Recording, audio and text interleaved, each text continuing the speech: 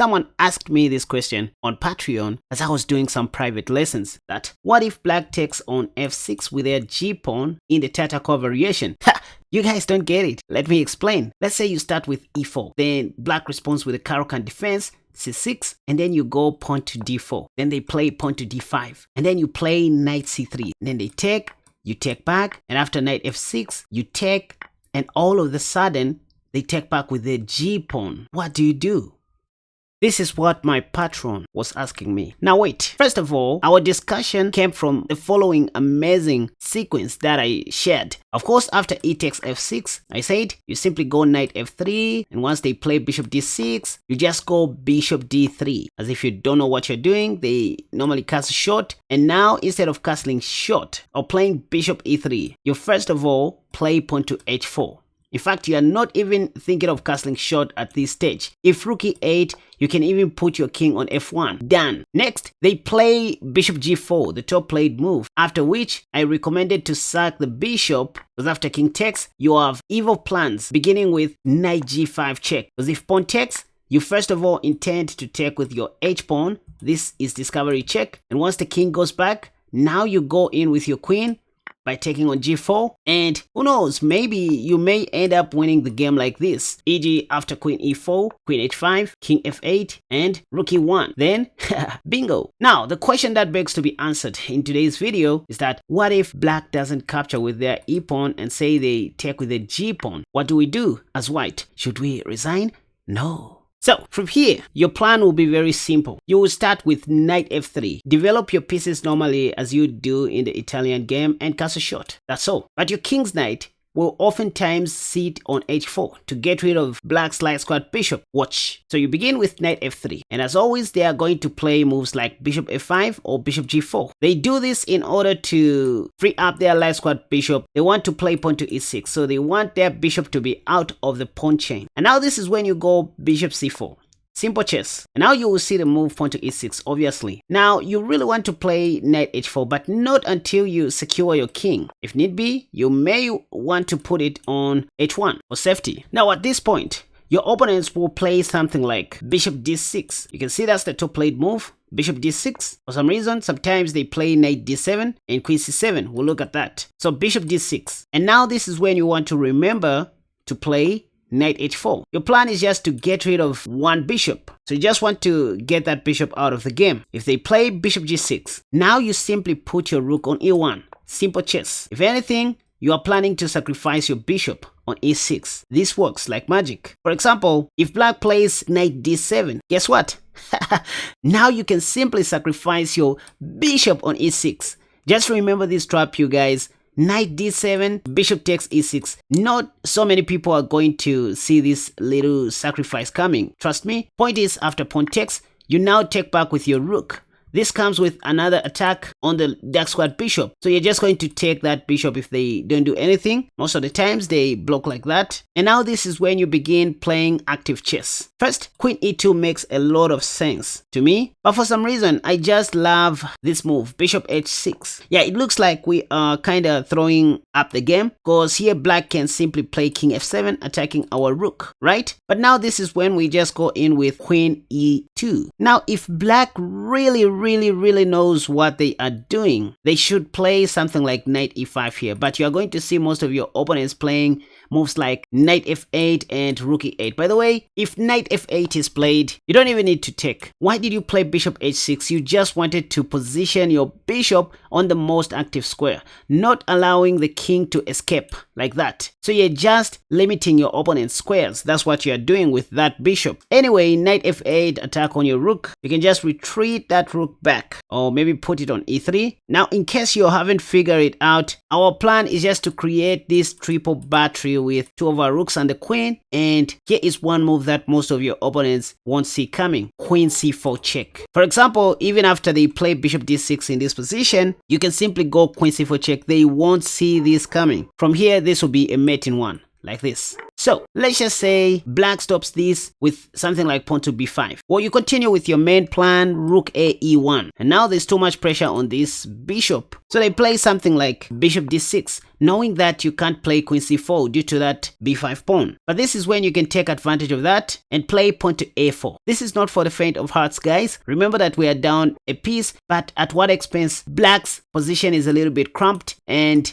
these pieces are glued to the black king. They can't leave the king, not to mention that the king is exposed. Our king is safe. So after playing pawn to a4, we just want to take, obviously. Again, remember, moves like knight d7 will just allow us to take. Not to mention that there's also a sniper move, queen f3. What are we doing with this? Let's just say queen b6 is played. Well, now we go in with knight f5. All these possibilities, you guys. If bishop takes, we just take back and we are still attacking, putting more pressure because of that bishop. Remember, black can't play king g7. For example, moves like rook a e8 won't work here due to queen h5 check, and this will be something like a mate in 2 if I'm not mistaken. You just go queen d4 check, and after that, mate. What am I saying? It is very safe to sacrifice your bishop on e6. Back on move 11. Bishop takes e6 is the top engine move. But if you are afraid of sacrificing your bishop, you can just go for that play pawn to h3 and start advancing on the queen side. But remember that in this stable line, your key move is bishop e2, and probably put that bishop on f3 just to pave the way for your c pawn. It is your pawns that are supposed to be moving on the queen side. Your last squad bishop served its purpose already. Done. What else? After bishop d6, knight h4, bishop g6, and rook e1. Just in case black doesn't play knight d7, and let's say they play queen c7, once again you need to realize that they are attacking something here. So these are moments where you want to play h3 or even pawn to g3. Even better in this position. No need to rush taking on g6 because you are going to help black pave the way for their rook. Now this is when they are going to play knight d7. And now what do? Time to sacrifice the bishop is over. You only want to sacrifice the bishop if black's queen is on d8. See, this time if you sacrifice your bishop like this, I mean even if you take back with your rook, this rook check is not coming with an attack. So there's no need for black to block with their bishop like that. It's well defended by the queen. In fact, in this position, maybe it is safe for black to even play king f7, as they are going to defend like that easily. So the key thing to remember here is you only want to sacrifice on e6 with your bishop if there's no direct connection between black's queen and the dark squad bishop, or if the queen is on d8 and the knight is on d7. So these are moments where you want to realize that black wants to castle long, and so you start pawn storming on the queen side with a4. Lastly, after queen c7 and pawn to g3, the black plays knight d7. You see, instead of playing pawn to a4 and all those stuffs, bishop f1, c4, c5, etc. against average players, you can also try this tricky line. You first of all go pawn to d5. This is forcing. Remember that if black just goes ahead and castles long, you are going to be up a pawn or take some material. So if they take back with their c pawn, you want to take back with your bishop, knowing that it's not going to be captured. It is in these kinds of positions where black usually castles long. But first, let's see what to do if they play this intermediate move, bishop takes c2. Look at this. You now go queen h5. And the point is you just want to take with your bishop now. And this is even way dangerous if you think about it, because if bishop g6 is played, you can even take that, knowing that black can take back with the h pawn. And if they take back with their f pawn like this, you still have rook takes e6. This time you haven't even sacrificed material. You're just killing black flawlessly. King f8 is scary due to bishop h6 and all that. So they play king d8. And now you rescue your queen like this. Put it on g4. Maybe there are some discoveries waiting. Again, pawn to f5 is risky due to bishop check and the likes. If they play something like knight e5, there are so many things you can do, like queen f4, queen e2, or even better queen d1 in my opinion, because there's an indirect pin on the bishop. If queen d7, you take that free pawn. If they try to protect that pawn like this, ag you have bishop b3, and the dark square bishop is just pinned for nothing. King d7 won't help. First, you have moves like bishop h6 attacking that rook, and after this, you can even take the knight. Knowing that on the next move, you're just going to grab that rook. Look at these traps, you guys. Again, after knight d7 and pawn to d5, what if black doesn't take on d5? Let's say they just advance their e-pawn. Let me tell you, you can also take. Just take on c6. If they take back with the queen, you even go bishop d5, attacking that queen one more time, because wherever the queen will go, let's say back to c7, now it makes sense to take a free pawn on b7, knowing that after queen takes, you simply have queen takes d6. After e5 and pawn takes, if black takes back with the pawn, again, there are so many things that you can do. Queen f3, queen g4. I love queen f3 because it kind of pins that pawn to the rook. Castle shot. But see, how about playing bishop h6 again? Because you know, if rook e8, you simply have queen g4. The idea is to take that bishop and then go in with your queen, mate. So it's all about giving black a lot of pressure.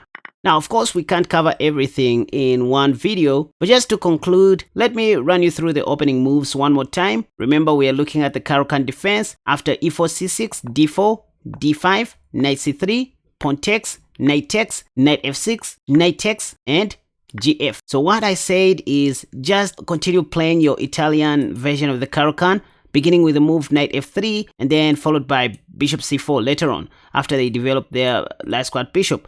In conclusion, we still need to acknowledge the move bishop g4. There are some people who play this move bishop g4 and you need to know what to do against it. So again, what I like doing is just to go bishop c4. Same stuff. Obviously, they play pawn to e6. What next? Before anything else, I just castle shot. Putting my king to safety, I want to play rook e1 as quickly as I can. So if bishop d6, I'll just play rook e1. Again, if queen c7, I know they are targeting my h2 pawn, so I'll play pawn to h3 here. Also, chasing that bishop away.